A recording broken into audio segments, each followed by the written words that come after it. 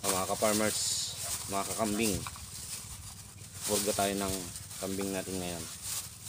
Albendazole, yung mga bisiro lang, maliliit. Pero alam nyo ba mga ka-farmers, na ginagamit ko rin ito sa buntis. Pero ang paggamit nito, kung nasa 20 kilos yung kambing mo, 1 ml lang. Babaan lang yan natin dosage niya. Kasi may nangyari sa akin dati nung bagong kuha ko tong kambing na to, ka-farmers. Hindi ko alam na buntis, pero nabigyan ko ng albendazole. Pero hindi naman namatay yung kanyang anak. At ayan, malaki na nga siya. Doon yung isang puti doon, farmers, yung isang puti doon sa ilalim, yung unang paanak namin dito. Kaya kung wala kang albendazole at gusto mong magpurga, pwede to.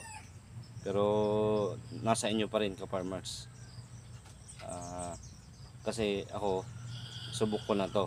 Kahit buntis, pinupurga ko nito. Pero ang karamihan lang talaga, puro 1 ml lang bigay ko sa kanila.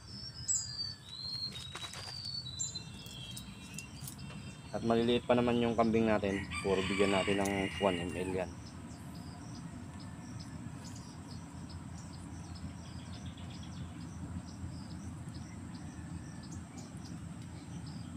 Maliit na syringe lang yung ano, pang 5 ml lang. At ito yung ano, pagiging natin.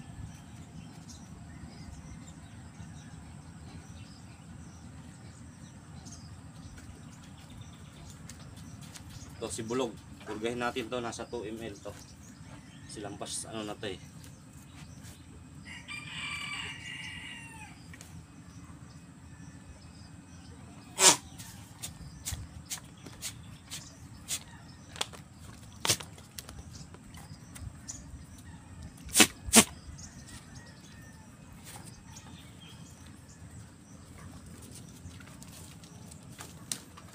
Ito, yung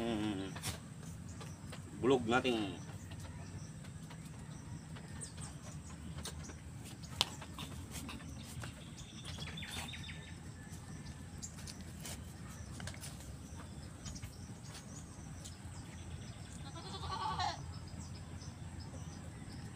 lagyan ulit natin.